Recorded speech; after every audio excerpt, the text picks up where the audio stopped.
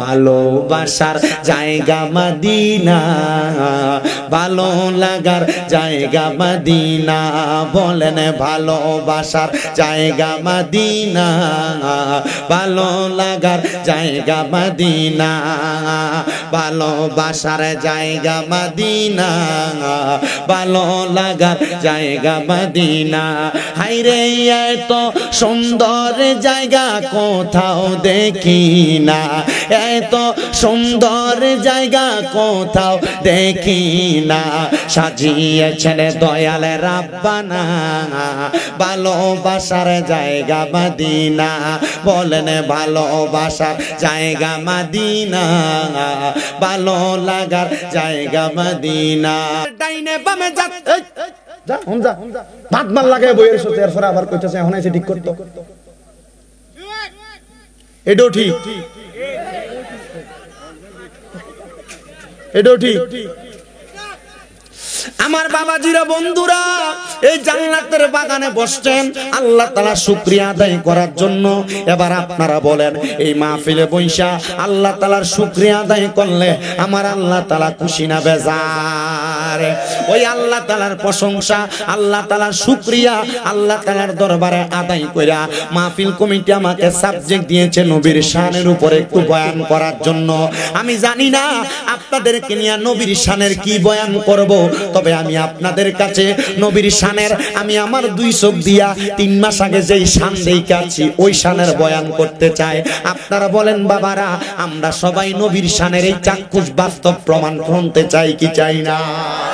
এ মুসলমান, মাত্র 3 মাস হয় আমি নবীজির রওজা মুবারক জিয়ারত করে আসছি মদিনা শরীফ। ওই মদিনা শরীফ বড় বরকতওয়ালা জায়গা, ওই মদিনা শরীফ বড় বরকতওয়ালা জায়গা। ওই মদিনা শরীফ কেমন বরকতওয়ালা জায়গা জানো? তুমি তোমার পাইলগাঁওয়ের মসজিদের ভিতরে 2 রাকাত নামাজ পড়লে 2 রাকাতের সওয়াব পাইবা। তুমি তোমার পাইলগাঁওয়ের মসজিদের ভিতরে 1 ওয়াক্ত নামাজ পড়লে 1 ওয়াক্তের সওয়াব পাইবা। কিন্তু মদিনা শরীফ এমন বরকতের জায়গা, আমার নবী কয় মদিনা শরীফের ভিতরে 1 ওয়াক্ত নামাজ পড়লে 50,000 ওয়াক্তের সওয়াব পাইবা। এ মুসলমান, ওই মদিনা শরীফের মধ্যে যাইয়া আমি যখন প্রথম দিন ফজরের নামাজের সময় আমার নবীজির রওজা মুবারকের মধ্যে আমি সালাম দিতে ঢুকতেছি, আমি ফজরের নামাজের জামাতটা একবারে মসজিদে নববীর ভিতরে পড়তে পারি নাই, মসজিদ নববীর একবারে বাহিরে পড়ছি, যেখানে আমার নবীর রওজা মুবারক হযরতে আবু বকর সিদ্দিক গেট আছে, ওই গেটের বরাবর একবারে পেছনের অংশে আমি দাঁড়ায় দাঁড়ায় নামাজটা পড়লাম। আমি নামাজটা পড়ার পরে আমি চিন্তা করতে লাগলাম, দেখলাম মানুষগুলা দলে দলে বাবু সালাম একটা দরজা দিয়ে আমার নবীজির রওজা মুবারকের দিকে ঢুকতেছে, মানুষ প্রবেশ করতেছে। আমি চিন্তা করলাম মানুষগুলা কই যায় রে? আমি আবার মানুষগুলার পেছনে পেছনে হাঁটতে লাগলাম। আমি তাকায়া দেখলাম একটা দরজা আছে, যেই দরজাটার নাম হলো বাবু সালাম দরজা। এই দরজা দিয়া হাজার হাজার মানুষ ঢুকতেছে, অনেক মানুষ কথা বলতেছে, কারোর মুখের মধ্যে মুস্কি মুস্কি হাসি, আবার কেউ মুখের মধ্যে খেজুর চাবাইতেছে। কিন্তু মদিনা শরীফের সামনে যাওয়ার সাথে সাথে ওই মানুষটার চোখ দিয়া বায়া বায়া অটোমেটিক পানি পড়তাছে। আমি বুঝতে পারলাম না মানুষটার চোখগুলা দিয়া বায়া বায়া কেন পানি পড়ে। আমার সাথে মদিনা শরীফের একজন সুইপার, মদিনা শরীফ পরিষ্কার করে বাংলাদেশি এক ভাই, যার বাড়ি আপনাদের সিলেট এলাকার গোলাপগঞ্জে, সে আমার সাথে আমার লগে কয়, হুজুর আপনারা দেখা আমি চিনতে পারছি, আসেন আমি আপনার সাথে একবার মদিনা শরীফে নবীরে সালাম দিব। সে আমার সাথে নবীর রওজা মুবারকের দিকে ঢুকে, রওজা মুবারকের দিকে ঢুকতে ঢুকতে আমি দেখলাম তার চোখগুলা দিয়া বায়া বায়া পানি পড়তাছে। আমি কইলাম, কি রে জাকারিয়া, তোর চোখ দিয়া কেন পানি পড়ে? কয়, হুজুর আমার চোখ দিয়া তো এমনি পানি পড়ে না, আমি যখনই রাসূলে পাকের রওজা মুবারকের সামনে আসি, আমি রাসূলে পাকের রওজা মুবারকের সামনে আসলে আমার চোখের পানিগুলা আমি ধইরা রাখতে পারি না। আমি জিগাইলাম কারণ কি? কয়, হুজুর মদিনা শরীফের মধ্যে কত মানুষ দেখি, মদিনা শরীফের মধ্যে আইসা আইসা সালাম দেয়। আমি এমন অনেক মানুষ দেখছি মদিনা শরীফে ঢুকা লাগে না, সবুজ গম্বুজের রওজা মুবারকের দিকে তাকায়া তাকায়া চোখের পানিগুলা ফালায়া ফালায়া কান্দে। আমার মনের মধ্যে চিন্তা, আমার মনের মধ্যে টেনশন জাগছে, হায় রে যদি মদিনা শরীফের সোনালী জালি মুবারক দেখা আমার চোখ দিয়া পানি আসে। রাহমাতুল লিল আলামিন নবীরে, নবীর সাহাবায়ে কেরাম দেখছে, নবীর সাহাবায়ে কেরাম ওই নবীরে দেখা দেখা না জানি কেমন কান্না করছে। সাহাবায়ে কেরামরে যদি প্রশ্ন করেন, ও নবীর সাহাবীরা তোমরা আমার নবীরে দেখা কেমন কান্না করলা? সাহাবায়ে কেরাম কয়, কান্না করব দূরের কথা, আল্লাহর কসম করে বলি, যখন আমাদের পেটের মধ্যে ক্ষুধা লাগতো, আমাদের ঘরের মধ্যে কোনো খাবার থাকতো না, আমরা দৌড়াইয়া মসজিদে নববীর বারান্দায় চলে আসতাম। আমি দেখতাম আমার নবীজি মসজিদে নববীর বারান্দার মধ্যে দাঁড়ায়া দাঁড়ায়া আহলে সুফফাদেরকে নিয়ে আমার নবী বক্তব্য প্রদান করে, নবী আমার হাদিস বর্ণনা করে, নবী বলতেছে আর সাহাবায়ে কেরাম শুনতেছে। আমরা আহলে সুফফাদের সাথে বৈশা বৈশা আমাদের নবীজির চেহারা মুবারকের দিকে তাকিয়ে থাকতাম। আমি আমার নবীজির চেহারা মুবারকের দিকে তাকিয়ে থাকতাম। সাহাবায়ে কেরাম বলে, তাকায়া তাকায়া আমরা দিন চইলা যাইতো, রাত্র চইলা যাইতো, আমরা এবার কান্না করতে করতে বাড়িতে যাইতাম। আমার নবী প্রশ্ন করত, কিরে সাহাবায়ে কেরাম, এখন দি তোমরা কান্না করতে করতে বাড়িতে যাও, তোমরা না এতক্ষণ পর্যন্ত সকাল থেকে আমি নবীর সামনে বসা ছিলা, এখন দি তোমাদের চোখের মধ্যে পানি দেখা যায়? তারা বলতো, ইয়া রাসূলুল্লাহ আমরা কান্না করি, ও নবী গো আপনার রওজা আপনার সামনে থেকে চলে যাচ্ছে, এই জন্য কান্না করি গো। নবী গো আমাদের ঘরের খাবারের যেই ডেক কাছে খাবারের পাত্র আছে, ওই পাত্রের মধ্যে কোনো খাবার নাই, আমরা পেটের ক্ষুধার জ্বালা সহ্য করতে না পাইরা আপনি নবীর দরবারে চলে আসতাম, আপনি নবীর চেহারা মুবারকের দিকে তাকাইলে আমাদের পেটের ক্ষুধার কথা মনে থাকতো না। নবী গো এই জন্য আমরা আপনি নবীর সামনে চলে আসতাম, কিন্তু এখন আপনি নবীজি আপনার ঘর মুবারকে চলে যাচ্ছেন, আমরা কার দিকে তাকায়া তাকায়া আমাদের পেটের ক্ষুধার কথা মনে ভুলে যাব? আমার নবী ডাক দিয়া কয়, সাহাবায়ে কেরাম খাবারের কথা চিন্তা করো, যাও তোমরা তোমাদের ঘরে চলে যাও, দেখবে বাইতুল মাল থেকে আমার উমর তোমাদের জন্য খাবার নিয়ে দাঁড়ায় গেছে। হযরত উমর রাদিয়াল্লাহু তাআলা আনহু আমার নবীর আদেশ পাইয়া বাইতুল মাল থেকে আটার বস্তা নিজের কাঁধে নিয়া নবীজির কলিজার টুকরা সাহাবায়ে কেরামের ঘরের দরজায় দরজায় পৌঁছায়া দিতেন। ওই সাহাবায়ে কেরাম ডাক দিয়ে কয়, জগতের মানুষ আমরা আমার নবীজির দিকে তাকায়া তাকায়া বড় শান্তি পাইতাম। আমি ওই ছেলেটারে জিগাইলাম, তুইও বুঝি নবীর রওজা দেইকা শান্তি পাস? কয়, হুজুর বেতন তো বেশি না, রওজা মুবারকের বারান্দা পরিষ্কার করি, বেতন দেয় মাত্র 600 রিয়াল। হুজুর এই টাকা দিয়া নিজে খামু না বাড়িতে পাঠামু আমি বুঝি না, তবে হুজুর জানে মাঝে মাঝে প্রতি মাসে একবার না একবার আমার সাথে একটা আজব খেলা ঘটে। আমি কইলাম, কেমন খেলা? হুজুর বাড়িতে টাকা পাঠানোর আগে যখন 600 রিয়াল আমার বেতন দেয়, কোন জায়গা থেকে জানে হঠাৎ করে একটা মানুষ আইসা আমার সৌদির 500 রিয়াল দিয়া দেয়। অনেক সময় 2-3 জন মিলা 100, 200, 300, 500 রিয়াল দিয়া দেয়। হুজুর আমি বাড়িতে 600 রিয়াল বেতন পাই, কথা সত্য, মাসে 60-70 হাজার টাকা আমি বাড়িতে পাঠাইতে পারি। আমি কইলাম, কারণ কি?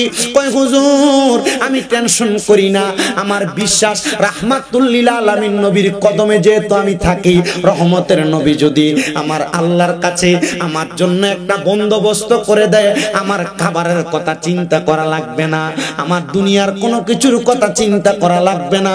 হুজুর আমার মনে হয় না পুরো এক সপ্তাহে আমি একদিন আমার রুমে যায় ঘুমাই, আমার ডিউটি মাত্র 12 ঘন্টা, আমি মদিনা শরীফে 24 ঘন্টা ডিউটি চালাই। আমার যখনই ঘুম পায় মদিনা শরীফের যেই কোনো পিলারের সাথে আমি হেলান দিয়া ঘুমায়া যাই, মতো আইসা আমার ধাক্কা দেয় না, কারণ আমার শরীরের মধ্যে মদিনার খাদেমের পোশাক, এই জন্য আমার ধাক্কা দিয়া দৌড়ায় না। আমি চিন্তা করলাম, এই লোকটা যদি মদিনা শরীফ পরিষ্কার করে, মদিনা শরীফ পরিষ্কার করতে করতে ঘুমায়া যায়, আমার আল্লাহ তাআলা তার মরণটা তো কত মর্যাদার মরণ দান করব, কারণ আমরা জানি ভালোবাসার জায়গা মদিনা, ভালো লাগার জায়গা মদিনা, বলেন ভালোবাসার জায়গা মদিনা, ভালো লাগার জায়গা মদিনা, ভালোবাসার জায়গা মদিনা, ভালো লাগার জায়গা মদিনা। হায়রে এত সুন্দর জায়গা কোথাও দেখি না, এত সুন্দর সুন্দর জায়গা কোথাও দেখি না, সাজিয়েছেন দয়াল রাব্বানা ভালোবাসার জায়গা মদিনা। বলেন ভালোবাসার জায়গা মদিনা, ভালো লাগার জায়গা মদিনা। বলেন মদিনা শরীফ যাইতে আমরার ভালো লাগে কি লাগে না? আরে যে যায় নাই সে জানে না। বলেন আমরা ওই মদিনা একবার যাইতে চাই কি চাই না? এই দুইটা হাতকে মদিনার নবীর রঙের পতাকা বানান, শরীরটা গরম হবে।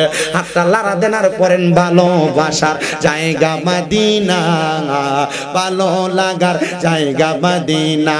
বলেন ভালোবাসার জায়গা মদিনা, ভালো লাগার জায়গা মদিনা। বলেন ভালোবাসার জায়গা মদিনা, ভালো লাগার।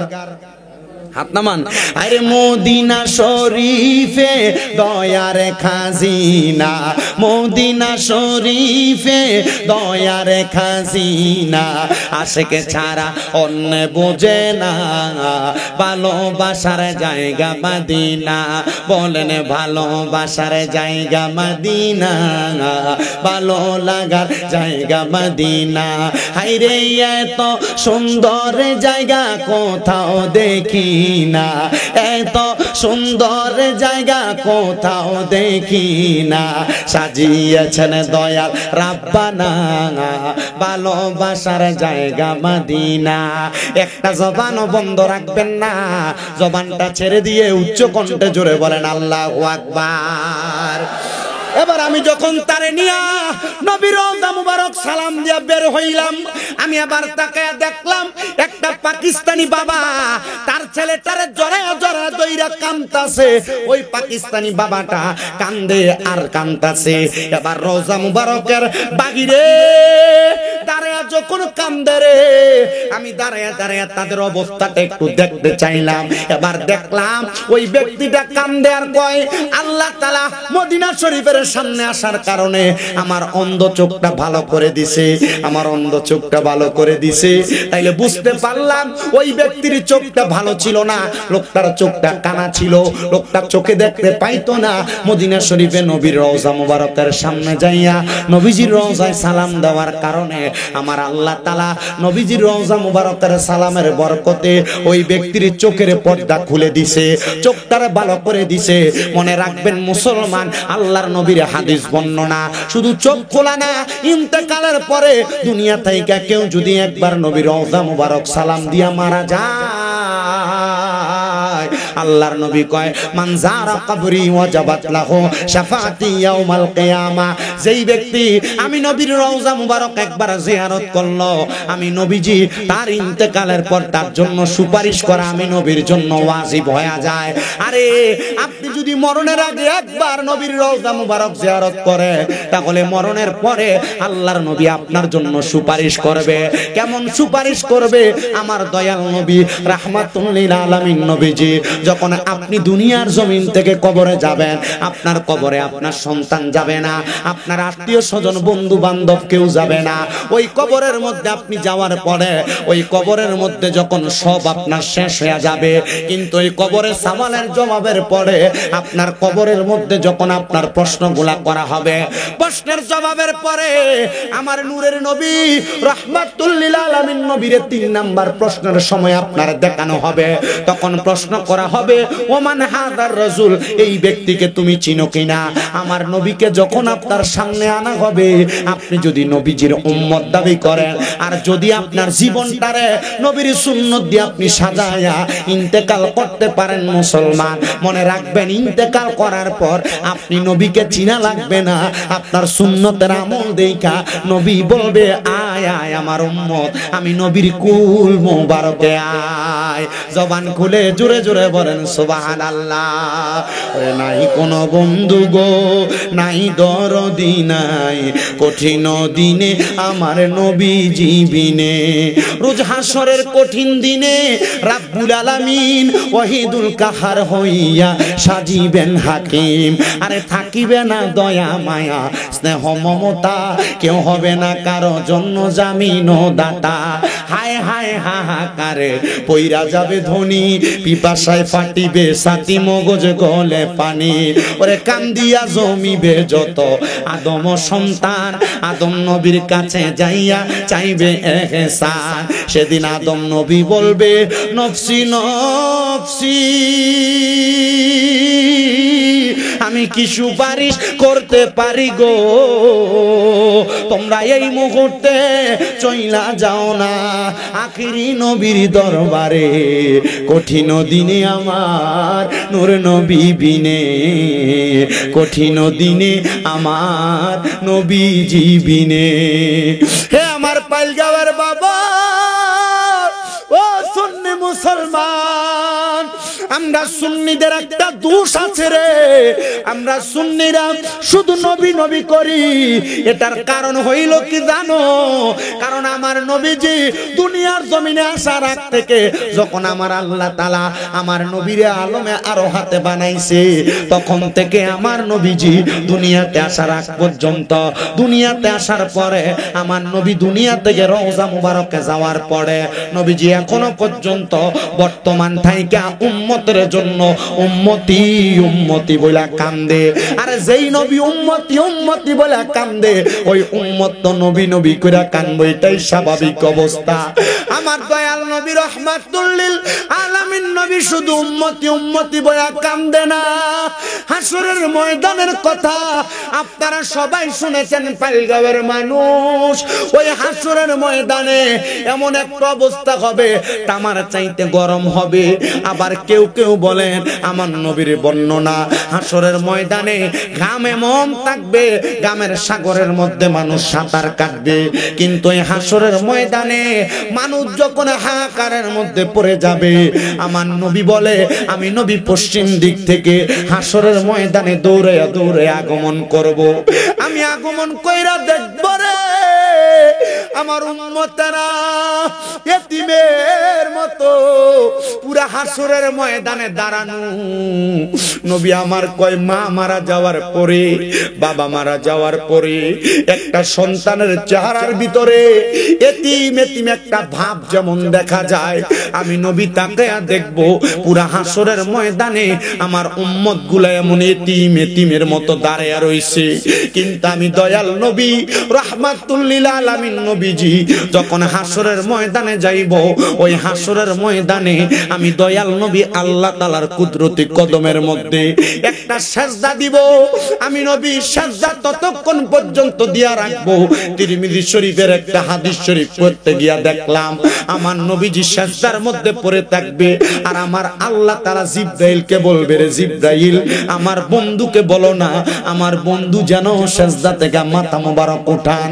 আর আমার নবী বলবে, না আল্লাহ আমি নবীজির গুনাহগার উম্মত গুলা এখনো পর্যন্ত জাহান্নামের মধ্যে আমার উম্মতকে জাহান্নাম থেকে জান্নাতে না দিলে আমি নবী মাথা মোবারক উঠাবো না। আমার নূরের নবী রাহমাতুল লিল আলামিন নবীজি মাথা মোবারক উঠাইবেন না। জিবরাইল আবার বলবে, নবী আমার আল্লাহ তাআলা আপনার অর্ধেক উম্মতকে maaf করে দিয়েছে, আমার নবী তখনও মাথা মোবারক উঠাইবেন না। এবার জিবরাইল বলবে, নবী গো আপনার অর্ধেকের পরে আমার আল্লাহ তাআলা আপনার সব উম্মতকে maaf করে দিয়েছে, কিন্তু আমার নবী তখনও মাথা মোবারক উঠাবেন না। আমার নবীজিকে জিবরাইল বলবে, ইয়া রাসূলুল্লাহ উম্মতরে তো maaf করে দেওয়া হয়েছে, তারপরেও কেন আপনি নবী মাথা মোবারক উঠান না? আমার নবী বলবে, রে জিবরাইল আমার উম্মতরে maaf করা হয়েছে, এখনো পর্যন্ত জান্নাতের মধ্যে দেওয়া হয় নাই। আমার নবী বলবে, তখন নবীজির একটা উপাধি দেওয়া হবে, শাফাআতি লি আহলিল কাবাইর মিন উম্মতি। আমার নবীজির উম্মতের ভিতরে কবিরা গুনাহ করনেওয়ালা উম্মতদেরকেও আমার নবী সুপারিশ করে করে জান্নাতে নিয়ে যাবে। হায়রে বন্ধু, আপনি কোন নবীর উম্মত? ওই নবী আপনার জন্য কেমন সুপারিশ করবে একটু চিন্তা করে দেখেন। আমার নবীজি তখন বলবে, জিবরাইল আমার আল্লাহ তো আমি নবীর উম্মতরে জান্নাতি বানায় নাই, maaf করছি। এবার আল্লাহ আদেশ দিবে, নবী ও মায়ার নবী, আপনি মাথা মুবারক উঠান গো নবী। আমার নবী মাথা মুবারক উঠাইয়া এবার আমার নবীজির অনুমতি যখন আল্লাহ তাআলার কাছ থেকে পাবেন, নবী আমার ঠিক জান্নাতের যেই দরজা, জান্নাতের দরজা বরাবর যে আমার নবী দাঁড়াইবেন। আদম থেকে ঈসা নবী পর্যন্ত সকল নবীদের একটা সিরিয়াল থাকবে, আর প্রত্যেক নবীদের ডান হাত বরাবর সকল নবীদের উম্মতের একটা একটা সিরিয়াল থাকবে। কিন্তু আমার নবী সর্বপ্রথম জান্নাতের দরজার মধ্যে দাঁড়াইব। আউয়ালু মাইয়াকরাউ বাবাল জান্নাহ, সর্বপ্রথম জান্নাতের দরজা আমাদের নবী খুলবে। আদম নবীরে যদি আল্লাহ আগে পাঠাইছে, ঈসা নবীরে আগে পাঠাইছে, নূহ নবীরে আগে পাঠাইছে, দাউদ নবী, ইব্রাহিম নবী, অন্য সব নবীরে আগে পাঠাইছে, কিন্তু তিরমিজি শরীফের হাদিস বলে আউয়ালু মাইয়াকরাউ বাবাল জান্নাহ, সর্বপ্রথম জান্নাতের দরজাটা আমাদের নবী যায় খুলবে। কেমনে খুলবে শুনেন, মুসনাদে আহমদে এই হাদিসের আলোকে আরেকটা হাদিস লেখা।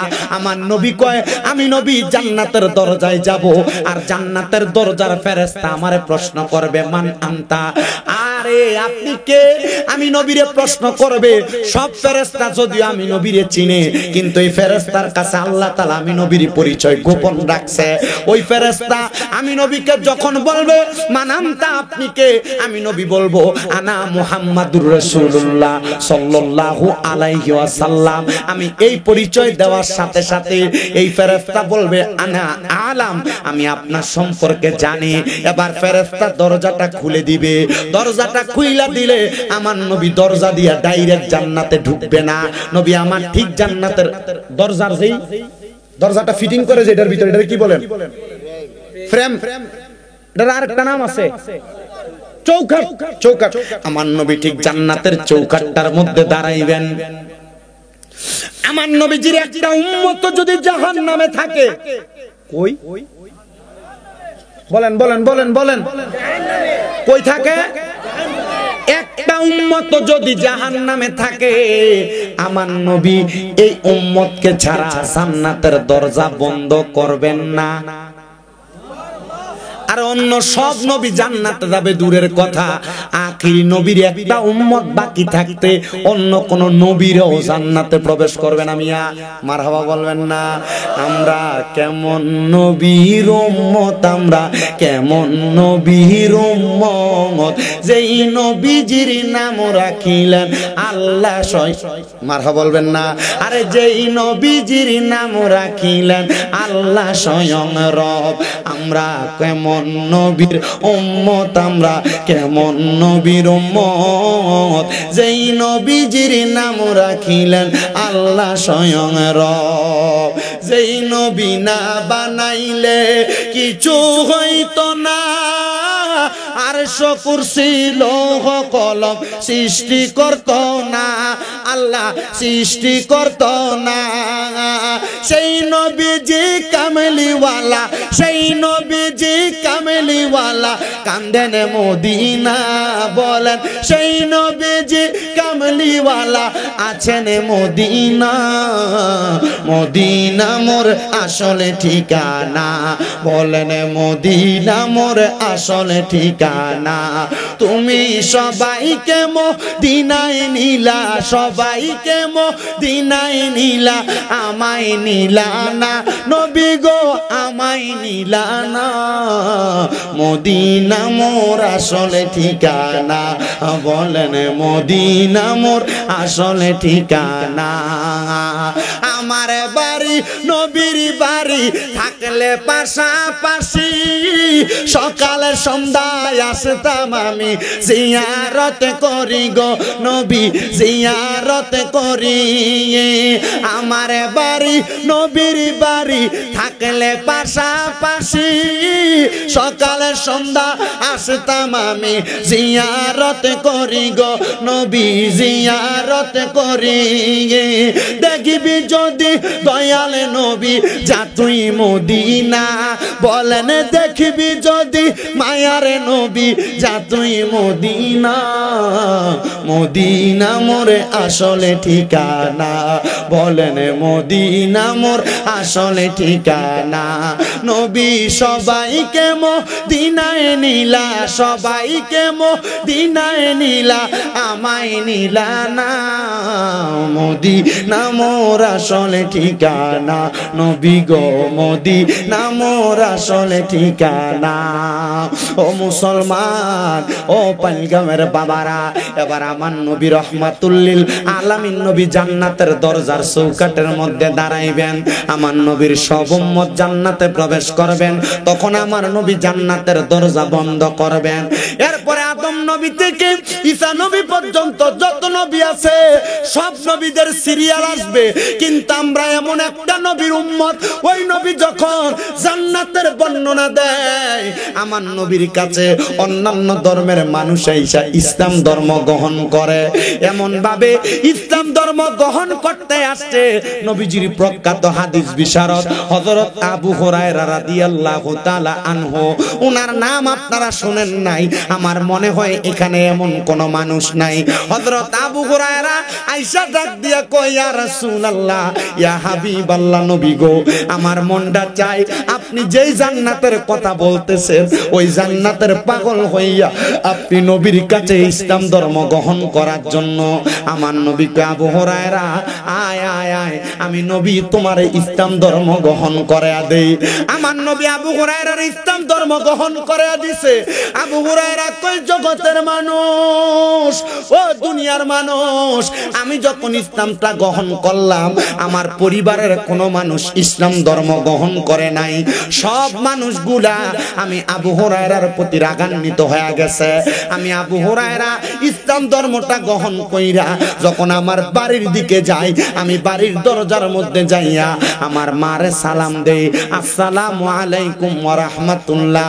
অন্যদিন আমার মা, আমি আবু হুরায়রার জন্য দরজার মধ্যে বইসা থাকতো, কিন্তু আমার মা জননী রে আমি ঘরের দরজায় যাইয়া সালাম দেওয়ার সাথে সাথে আমার মা জননী আমি আবু হুরায়রার জন্য ঘরের দরজাটা বন্ধ করে দিছে। আমি আবু হুরায়রা মনে বড় কষ্ট পাইলাম, কিরে আমার মা জননী আমি আবু হুরায়রারে বুঝে এখন আর দেখতে পারে না, কেমন ধর্ম গ্রহণ করলাম, এই ধর্মের কারণে আমার মা আমি আবু হুরায়রার অস্বীকৃতি জানাইলো। যারে যা, ও জগতের মানুষ, আমার মা যদি আমারে বুইলা যায়, আমি মরার পরে তো আমার কবরে আমার মা যাবে না, আমি মরার পরে তো আমার কবরে আমার মা আমারে বাঁচাইবে না। এবার আবু হুরায়রা কয়, আমার মা যখন আমার জন্য দরজাটা বন্ধ করছে, আমি নবীজির দরবার থেকে মা আসবে জোহরের নামাজ আদায় কইরা আবার যখন বাড়িতে আসছি, আমার মা জননী আমি আবু হুরায়রারে মরুভূমির পাথরের কন্যারে যেই কাঁটাগুলা হয় ওই কাঁটাগুলার নাম হলো বাবলা কাঁটা, ওই বাবলা কাঁটা দিয়া আমার মা জননী আমি আবু হুরায়রার পিঠের মধ্যে আঘাত করছে। এমন মারা মারছে আমি আবু হুরায়রার পিঠগুলা একবারে কাইটা, পিঠগুলা দিয়া রক্ত বায়া বায়া পড়তেছে। আবু হুরায়রা কয়, জগতের মানুষ, আমি দৌড়াই আমার নবীজির দরবারে চলে গেছি, আমার চোখ দিয়া পানি দেইকা রহমতের নবী জিগায়, কিরা আবু হুরায়রা কান্দো কেন? নবী আমার পিঠের মধ্যে হাত বুলিয়ে দিবে, এমন টাইমে আমার নবীজির শরীর মুবারকে আমি আবু হুরায়রার গায়ের একটু রক্ত লাগছে।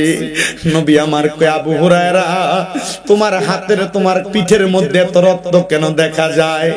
আমি বললাম, ইয়া রাসূলুল্লাহ, ইসলাম ধর্ম গ্রহণ করার কারণে, আপনি নবীর হাতে হাত রাখার কারণে আমার মা আমি আবু হুরায়রারে মারছে, আঘাত করছে, আমার পিঠে দিয়ে আমার আম্মা জানের মায়ের আঘাতের রক্তগুলা বায়া বায়া পড়ে। আমার নবী দোয়া করে, আল্লাহ আবু হুরায়রা ইসলামের জন্য এত কষ্ট সহ্য করে তুমি আমার আবু হুরায়রারে কবুল করো। এমন কবুল করছে, এমন কবুল করছে। দেখেন ইমাম সাহেবরা মসজিদে যখন খুতবা পড়ে দেখবেন খালি আন আবি হুরায়রা রাদিয়াল্লাহু তাআলা আনহু বইলা বইলা বারবার পড়ে, এমনে এমনে না। নবীজির প্রখ্যাত হাদিস বিশারদের মধ্যে আবু হুরায়রা একজন প্রখ্যাত হাদিস বিশারদ। আমার নবীজির বরকতে আবু হুরায়রা দুনিয়ার জমিনের ভিতরে এত সম্প্রচারিত হয়ে গেছে। এবার আবু হুরায়রা প্রত্যেক দিন বাড়িতে গেলে তার মা তারা আঘাত করে। আবু হুরায়রা কয় আমার মা আমারে মারে, কিন্তু আমি আবু হুরায়রার কাছে কষ্ট লাগে না, কারণ আমি জানি ইসলামের জন্য বিন্দু পরিমাণে আঘাত যদিও সহ্য করা হয়, এটা জান্নাতের ভিতরে এটা মজা হিসেবে আল্লাহ তাআলা আমারে দান করবে। জোরে জোরে বলেন সুবহানাল্লাহ। আমার মুসলমান, হে নবীর উম্মতের দল, ও পাইলগাঁওয়ের বাবা, হে আমার এই সুনামগঞ্জের জগন্নাথপুরের বাবারা, একটু মনোযোগ দিয়া শুনেন গো বাবারা। আবু হুরায়রা প্রত্যেকদিন আঘাত পায়, কিন্তু একদিন আবু হুরায়রা আমার নবীজির দরবারে কান্না করতে করতে হাজির হয়ে গেছে। নবীজির ভরা মজলিসের সাহাবায়ে কেরাম সামনে এসে আবু হুরায়রা বসছে। আমার নবী আবু হুরায়রা, আজকে বুঝি তোমার মা তোমারে মারছে, তোমার মায়ের মাইরের আঘাত সহ্য করতে না পাইরা কাঁদতে কাঁদতে আমি নবীর সামনে আইসা বসছো।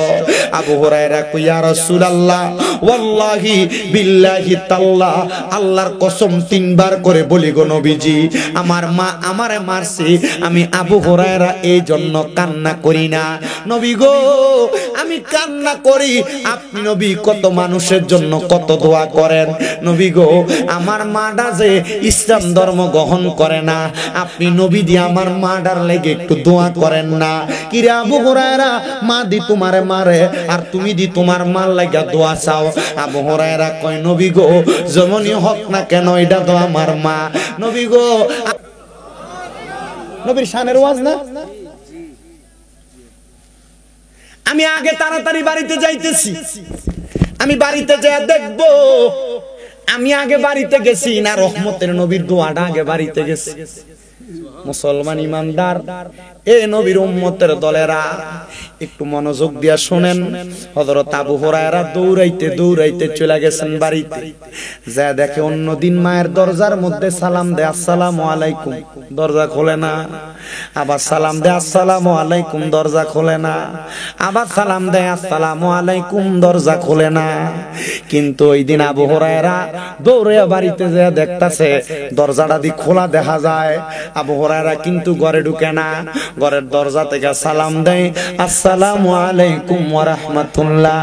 কিরে, এবার আবু হুরায়রা কয় আমি আমার কানে শুনতে পাইলাম ওয়া আলাইকুমুস সালাম। আমি সালামের জবাব পাইয়া ঘরে ঢুকলাম। আমি তাকে দেখলাম আমার মায়ের চুলগুলা ভিজা, পানি বায়া বায়া পড়তাছে।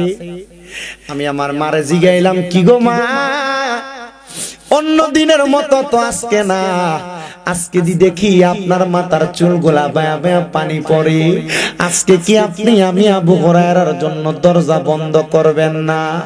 আবু হুরায়রার মা ডাক দিয়া কয়, আবু হুরায়রা, প্রত্যেক দিন যে আমি মা তোমারে মারি, তুমি আবু হুরায়রা মায়ের গুলা সহ্য করো, আজকে তোমারে মারার পরে আমার বিবেক লারা দিছে রে। আমি মা চিন্তা করলাম, প্রত্যেক দিন আমার আবু হুরায়রার এমনে মারি, আমার আবু হুরায়রা ইসলাম ধর্মে কি এমন মজা পাইছে, মুহাম্মাদুর রাসূলুল্লাহর কাছে কি মজা পাইছে। আরে আমি মা একটু ইসলামের মজাটা গ্রহণ করতে চাই।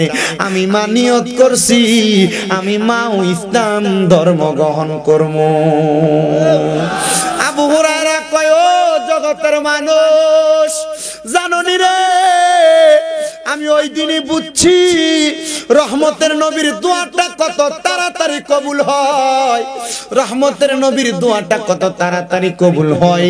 দেখছেন ইসলামের মজা কত, শান্তি কত, আরাম কত। শুধু এই আরাম না, এই মজা না, আমার নবী যখন ইসলামের মজার কথা বারবার বলে, আমার নবীর ইসলামের মজার কথা শুই না, আল্লাহর নবীজির মদিনা শরীফের প্রান্তরের দূরবর্তী এলাকা থেকে আগমন করছে একজন ব্যক্তি, যার নাম আব্দুল উজ্জা। উনি বলেন, আমার নবীজির ইসলামের দাওয়াতটা পাইয়া আমি আমার নবীজির কাছে ইসলাম ধর্মটা গ্রহণ করে ফেলাই। ঠিক আছে, আল্লাহ কবুল করতো। আমিন কোক্কা, এত আসতে হইছে না আমিন, আর জোরে কোক্কা আমিন।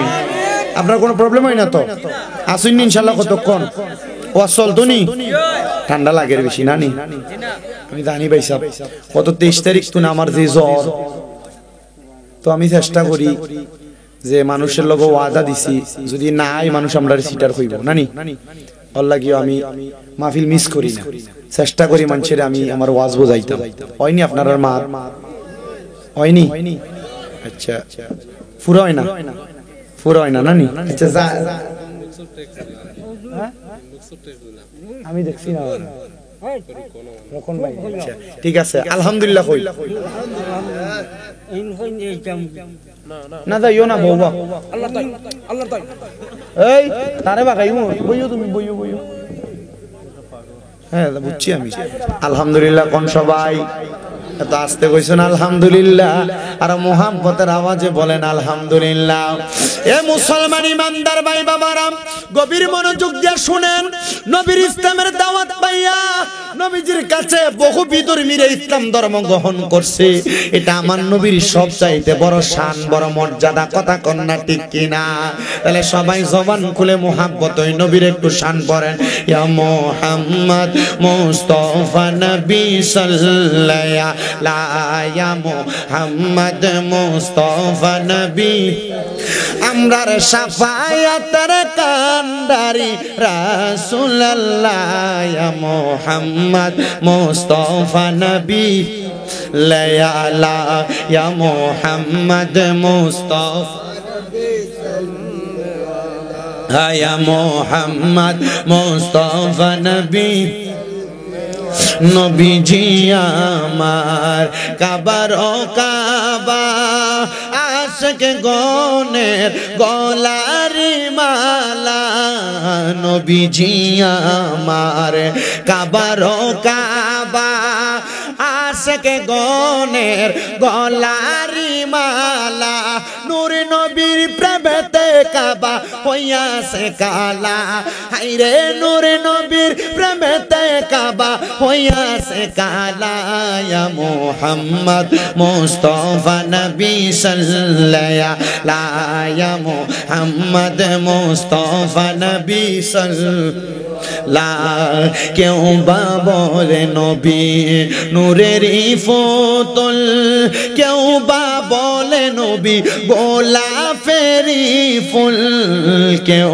বা বলে নবী নূরেরই পুতুল কেউ বা বলে নবী গোলাপেরই ফুল নয় সে পুতুল নয় সে রে ফুল নূরে নূর আল্লাহ হায়রে নয় সে পুতুল নয় সে রে ফুল নূরে নূর আল্লাহ ইয়া মুহাম্মদ মুস্তাফা নবী সাল্লাল্লাহু ইয়া মুহাম্মদ মুস্তাফা নবী আমরার শাফায়াতের কান্ডারি মদিনাওয়ালা আমরার শাফায়াতের কান্ডারি মদিনাওয়ালা ইয়া মুহাম্মদ মুস্তাফা নবী সাল্লাল্লাহু ইয়া মুহাম্মদ মুস্তাফা নবী তাহলে আমার নবীর ইসলামের দাওয়াত পাইয়া ইহুদিরা যদি ইসলাম ধর্মের ছায়া তলে আইসা তারা যদি জান্নাতি হইতে পারে আমরা যারা ইসলামের ছায়া তলেই জন্মগ্রহণ করছি আমরা নবীর আদর্শ মাইনা যদি দুনিয়াতে চলাফেরা করে আপনারা বলে আমার আল্লাহ তাআলা আমাদেরকেও জান্নাত দিতে পারে কি পারে না হযরত আব্দুল উজ্জামান নবীর আয়েশা ডাক দিয়া কই ইয়া রাসূলুল্লাহ ও মায়ার নবী গো আপনি আমার ইসলাম ধর্ম কবুল করে দেন আব্দুল উজ্জা ইসলাম কবুল কইরা বাড়ির মধ্যে যাইয়া লক্ষ্য করে দেখে আব্দুল উজ্জার আব্বা জান লাত এবং উজ্জার পূজা করতেছে আব্দুল উজ্জা বলে আমি দেখলাম আমার আব্বা আম্মা এক ঘরের মধ্যে লাত এবং উজ্জার পূজা করে আমি সেখান থেকে বের হয়ে আইসা পাশের ঘরে নামাজের নিয়ত বানছি আমার আব্বা জান আমার সামনে আইয়াই কইতেছে রাম রাম রাম রাম দেখছস নি পোলা কি করে তার বাপ দাদার ধর্ম ইসলাম ধর্ম আর এই পোলা দিয়ে এখন অন্য তার বাপ দাদার ধর্ম সনাতনী ধর্ম আর এই পোলা আইসা আমরার কাছে ইসলাম ধর্মের নামাজ আদায় করে আব্দুল উজ্জার বাবা ডাক দিয়া কয় কি রে আব্দুল উজ্জা তুই বুঝি তোর বাপ দাদার ধর্মটারে মিটিয়ে দেওয়ার জন্য তুই ইসলাম ধর্ম গ্রহণ করছো। আব্দুল উজ্জা কয় বাবা আপনি কি জানেন না ইন্নাদ দীনা ইনদাল্লাহিল ইসলাম, নিশ্চয় শান্তির ধর্ম ইসলাম, পরিপূর্ণ জীবন ব্যবস্থা ইসলাম। ওগো আব্বা জান আমি এই জন্য ইসলাম ধর্মটা গ্রহণ করেছি। হযরতে আব্দুল উজ্জা নামক ওই ব্যক্তিটা পরবর্তীতে কেমন ঘটনা হয়েছে শেষ করে আমি বয়ানটা আপনাদের কাছে টানবো। হযরত আব্দুল উজ্জা নামক ওই ব্যক্তি বাবারে প্রশ্ন করে বাবা আপনি বলেন আপনি আপনার বাপ দাদার যেই ধর্মের মধ্যে আছেন এই ধর্মের মানুষগুলা মারা যাওয়ার পরে তাদেরকে জীবিত অবস্থায় লাকড়ির উপরে শোয়ায়া শরীরের মধ্যে আগুন দেওয়া হয়, কিন্তু ইসলাম ধর্মের মানুষ যখন মারা যায় তাদেরকে কত সুন্দর গোসল দিয়া কাফন পরায়া সম্মানের সাথে কবরের ভিতরে নামায়া দেওয়া হয়। আব্বা এটা তো আমার কাছে বড় ভালো লাগে, এই জন্য আমি ইসলাম ধর্মটা গ্রহণ করেছি। আব্দুল উজ্জার বাবা কয় তাইলে তুমি আমার ঘরে থাকতে পারবা না। আব্দুল উজ্জা ডাক দিয়া কয় বাবা আমি জানি ইসলাম ধর্ম গ্রহণ করলে আপনি আমার সন্তানের পরিচয় দিবেন না, এই জন্য আমি যাই না ইসলাম ধর্ম গ্রহণ করেছে। আব্দুল উজ্জা ওই আব্বা জানার কথাটা শুই না ঘর থেকে বের হয়ে যাবে, এমন টাইমে আব্দুল উজ্জার বাবা ডাক দিয়া কয় রে আমার সন্তান শুই না লও, তোমার শরীরের মধ্যে যেই পোশাক দেখা যায় এই পোশাকগুলো তো আমি বাবার টাকায় কিনা, দে দে দে আমি বাবার টাকার কিনার পোশাকগুলা খুলে খুলে দিয়া দে। আব্দুল উজ্জা বাবার কথা শুই না শরীরের পোশাকগুলা খুইলা দিয়া উলঙ্গ অবস্থায় দৌড়াইয়া মা যেই ঘরের মধ্যে পূজা করে ওই ঘরের মধ্যে দৌড়াইয়া চলে গেছে। আব্দুল উজ্জা ঘরের মধ্যে যাওয়ার পরে মা জননী আব্দুল উজ্জার দিকে একবার তাকায়া দ্বিতীয়বার আর তাকায় না, কারণ মা জননী উলঙ্গ সন্তানের দিকে এত বড় বয়স্ক সন্তান কেমনে তাকাইব। আব্দুল উজ্জা ডাক দিয়া কয় মা একবার তাকাইছেন আমি জানি আরেকবার আমার দিকে তাকাইবেন না। আমার আব্বা জান আমি আব্দুল উজ্জা ইসলাম ধর্ম গ্রহণ করার কারণে আমি সন্তানরে শরীরের জামা কাপড় পর্যন্ত কুইনা রাইখা দিছে গো মা, পারবেন নি গো আমি আব্দুল উজ্জার একটা কাপড় দিয়া সহযোগিতা করতে। ওই লাত এবং উজ্জার সামনা পরিষ্কার করার যে ময়লাযুক্ত কাপড় আব্দুল উজ্জারে দিছে। আব্দুল উজ্জা বলে আমি আমার লজ্জাস্থানটারে ঢাইকা হাঁটতে হাঁটতে রাতের অন্ধকারে মসজিদে নববীর কিবলা বরাবর বর্তমানে যেই জায়গায় বেলাল মসজিদ অবস্থিত সেইখানে একটা খেজুরের বাগান ছিল, ওই খেজুরের বাগানে হযরতে আব্দুল উজ্জা আয়েশা ওই জায়গার মধ্যে অবস্থান করছে। অবস্থান কইরা আব্দুল উজ্জা নামক ব্যক্তিটা ওই জায়গার মধ্যে কান্নাকাটি করতেছে। আর আমার নবী রাত্রবেলা আম্মা জান আয়েশা সিদ্দিকার ঘর মুবারক থেকে বাইর হইয়া ওই জায়গার মধ্যে যখন গেছে আমার নবীজি নিরলে নিরলে ওই খেজুর বাগানে ইবাদত করতেন, কিন্তু আমার নবীজি নামাজের নিয়ত করবে এমন টাইমে নবী আমার বলতেছে আমি আমার কানের মধ্যে গুনগুন গুনগুন কান্নার আওয়াজ শুনতে পাইয়া জিজ্ঞাসা করলাম কে গো, কে পর্দার অন্তরাল থেকে কান্নার আওয়াজ আসতেছে গাছের আড়াল থেকে। ডাক দিয়া কই ইয়া রাসূলুল্লাহ আমি আপনার কাছে সদ্য ইসলাম গ্রহণ করা আব্দুল উজ্জা, ও মায়ার নবী ও দয়ার নবী রাহমাতুল লিল আলামিন নবীজি আমি আপনার কলিজার টুকরা আব্দুল উজ্জা। আমার নবী কয় সামনে কেন আসো না? নবী গো ও মায়ার নবী আপনি নবী ইসলাম ধর্ম গ্রহণ করানোর আগে থেকে আমি জানি আল হায়াউ শুবাতু মিনাল ঈমান, লজ্জা হইল ঈমানের অঙ্গ। নবী গো আমার আব্বা জান ইসলাম ধর্ম গ্রহণ করার কারণে আমার গায়ের জামা কাপড়গুলা খুইলা নিয়ে গেছে। নবী গো আমার গায়ের মধ্যে কোনো জামা কাপড় নাই, আমি কেমনে আপনার সামনে আসব? আমার নবীজির শরীর মুবারকের একটা জুব্বা মুবারক, কেউ কেউ বলে চাদর মুবারক হযরতে আব্দুল উজ্জারে দিয়া দিছে। আব্দুল উজ্জা চাদরটা গায়ে দিয়া আমার নবীর সামনে যখন আসছে নবী আমার ডাক দিয়া কয় আব্দুল উজ্জারে এই চাদর পইরা যেহেতু আসছো চিন্তা করবা না, আমি নবীর মসজিদে নববীর ভিতরে কোনো অভাব হয় না, ওই জায়গার মধ্যে যাইবা এখনো পর্যন্ত মসজিদে নববীর পাশে মানে জান্নাতুল বাকি এবং মসজিদে নববীর মাঝ বরাবর বাবে জিব্রাইল একটা দরজা আছে, ওই দরজার পাশে ছোট ছোট বাচ্চারা কোরআন শিক্ষা গ্রহণ করে এবং দরজার পাশে প্রত্যেক ওয়াক্তে খানার টাইমে কিছু কিছু করে খানা দেওয়া হয়, কারণ এই জায়গার মধ্যে মুসাফিররা খানা পায় এটা আমার নবী আগে বইলা দিয়া গেছে। কিয়ামতের আগ পর্যন্ত এই খানা কোনোদিন বন্ধ হবে না। খাবারের টাইমে কোথা থেকে জানি খাবারগুলা চলে আসে, এই বরকত দিয়েছেন একজন, তিনি কে? উসিলা মুহাম্মাদুর রাসূলুল্লাহ সাল্লাল্লাহু হযরতে দয়াল নবী বলে যাও মসজিদে নববীতে।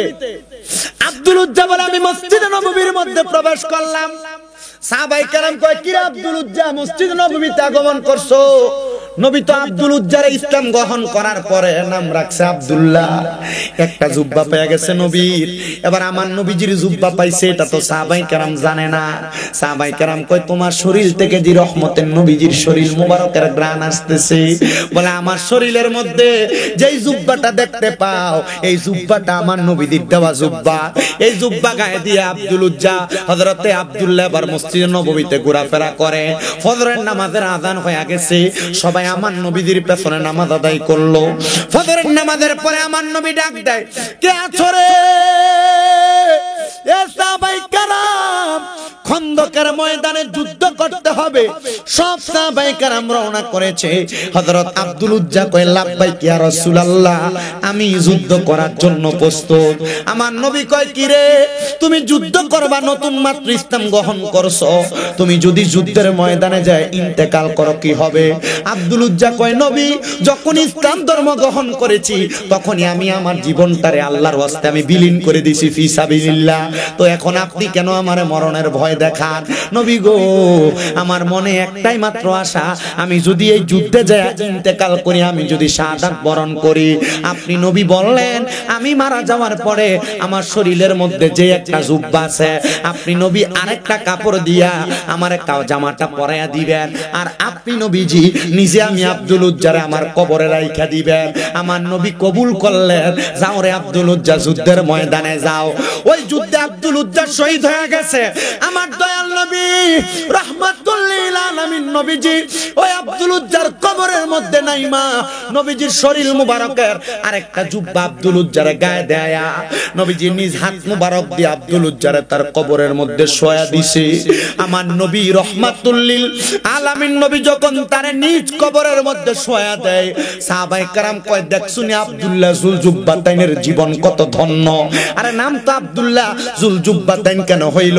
কারণ হইল নবীজির দুই জুব্বা পাইছে, এইজন্য সাহাবায়ে কেরাম তার উপাধি দিছে জুব্বাতাইন, মানে দুই জুব্বার মালিক। আর তার জীবন কতই না ধন্য, তার রহমতের নবী নিজ হাত মুবারকে তার কবরে রাখছে। আমার নবী আব্দুল্লাহ জুলজুব্বাতাইন রে তার কবরে রাইখা মাটি দেওয়ার পরে জান্নাতুল বাকির সামনে দাঁড়ায়া দাঁড়ায়া ডাক দিয়া কয় ও সাহাবায়ে কেরাম শুইনা রাখো রে, শুইনা রাখো। আমি তাকে দেখতেছি এই কবর দুনিয়ার জমিনের ভিতরে সন্ধ্যা হইলে রাত্র গনে আসে, আর আব্দুল উজ্জার কবরে মাটি দেওয়ার সাথে সাথে কবর অন্ধকার হয় নাই, আব্দুল উজ্জার কবরটা আলোকিত হয়ে গেছে। এটা অন্য কোনো কারণে না, আব্দুল উজ্জা ইসলামের ছায়াতলে আইসা আমি নবীর কথাগুলা গ্রহণ করার কারণে। ও আমার পাইলগাঁও এলাকার কদরপাড়া ইসলামী সুন্নি যুব সংঘের ভাইয়েরা লাখ লাখ টাকা কেন খরচ করো? কারণ তোমাদের মনের ভিতরে আশা তো এইটা মরার পরে রহমতের নবীজি তোমরার কবরে নুরানিত কইরা দিবে। কথা কন্যা ঠিক কিনা? লাখ লাখ টাকা খরচ করে কোনো লাভ নাই যদি মরার পরে কবরে নবী উম্মত কয়া পরিচয় না দেয়। আমি আমার পাইলগাঁওয়ের কদরপাড়ার প্রত্যেকটা যুবক যারা মাহফিলের টাকা দিয়া পয়সা দিয়া সহযোগিতা করছে সবাইরে আমি জাযাকুমুল্লাহ আল্লাহর পক্ষ থেকে পুরস্কার কামনা করতেছি। আল্লাহ যেন তাদেরকে উত্তম পুরস্কার দান করে। জানেন বাবা এই পোলাপানগুলার জীবন ধন্য, যারা মাহফিল সাজাইছে তাদের জীবন ধন্য। কারণ এই মাহফিলের কারণে আল্লাহ তাআলা তাদের অনেকের মার কবরের আযাব মাফ করে দিয়েছে। এই মাহফিলের কারণে আল্লাহ তাআলা তাদের অনেকের বাবার কবরের আযাব মাফ করে দিয়েছে। আজকে কত সন্তান এই মাহফিলের ভিতরে বসছে, তাদের মা কবরে, তাদের বাবা কবরে। আমি মুনাজাতে সবার জন্যই দোয়া করছি। আগামী কালকে মাগরিবের নামাজের পরে আপনাদের ওমরপুরে আমার আরেকটা মাহফিল আছে। আমি সব জায়গায় গেলে সব মাহফিল কমিটিদের জন্য সব সময় দোয়া করি। আজকেও দোয়া করব। এই সন্তান তুমি তোমার মার কবর দিয়া মাহফিলে বসছো, তোমার বাবারে কবর দিয়া মাহফিলে বসছো। তোমার মা বাপ যদি বাইচা থাকতো, ওই মা বাপরে যদি তুমি প্রতিবেলা খানা খাওয়াইতা, চিন্তা করে দেখো মাসে তো তোমার 1-2 হাজার টাকা করে খরচ হইতো। এখন যে মা কবরে, এখন বাবা কবরে, মা বাপরে তুমি একটু খাওয়াইতে পারো না। এ সন্তান চিন্তা করে দেখো, মা বাপ যদি বাইচা থাকতো, মাসে যদি 1000 টাকার ফল কিনা খাওয়াইতা, 12 মাসে 12,000 টাকার ফল কিনা মা বাপরে খাওয়ানো লাগতো। এই সন্তান একবার চিন্তা করে দেখো, মা বাপ যদি বাইচা থাকতো, মা বাবার পেছনে যদি 1000 টাকা করে হাত খরচ দিতে 12 মাসে 12,000 টাকা লাগতো। একটা সন্তান শুধু দাঁড়াইবা ইসলামের জন্য, আল্লাহর ওয়াস্তে মাহফিলে আগামী বছর 10,000 টাকা দান করবা মা বাবার মোহাব্বতে। আজকের মাহফিলের যিনি সম্মানিত প্রধান অতিথি মাওলানা রুহুল আমিন সিদ্দিকী সাহেব, আমি স্টেজে ওঠার আগেই ঘরে বইসা অপেক্ষা করতেছে। আমার কালেকশনের মাছ দিয়েই হুজুর স্টেজে উঠবেন। একজন ছেলে শুধু হাত বাড়াইবেন, হুজুর আমার মা নাই, মা যদি থাকতো আমি আমার মারে খাওয়াইতাম, আমার বাপ যদি থাকতো আমি আমার বাপরে খাওয়াইতাম। ওই মা বাবার মোহাব্বতে আগামী বছর আমি সন্তান এই মাহফিলে 10,000 টাকা দান করব। আছেন নাকি একটা ছেলে প্রবাসী, ধন্য মায়ের ধন্য সন্তান। অনেক সন্তানই হয়তো বসছেন, আপনার মা বাবা আপনার লাখ লাখ টাকার জায়গা জমি দিয়া গেছে। এই জায়গা জমিতে যদি আপনি ভাড়া থাকতেন, প্রতি মাসে যদি 5,000 টাকা করে ভাড়া দিতেন, 12 মাসে 60,000 টাকা ভাড়া দেওয়া লাগতো। একটা সন্তান হাত বাড়াইবা, হুজুর আমার মা নাই দোয়া কইরেন, বাবা নাই দোয়া কইরেন, আমি 10,000 টাকা দান করব আগামী বছর। কে দিবে? একজন হাত বাড়াইয়া বলবে 10,000 টাকা দিবে আগামী বছর। এমন যদি থাকেন, বলে হুজুর আমি 10,000 পারবো না, আমার মার জন্য দোয়া করবেন, আমার বাবার জন্য দোয়া করবেন, আমি 5,000 টাকা দান করবো আগামী বছরে মাহফিলে। দিবেন কে? হাতটা বাড়াইয়া বলবেন। আপনি দিবেন? নাম কি?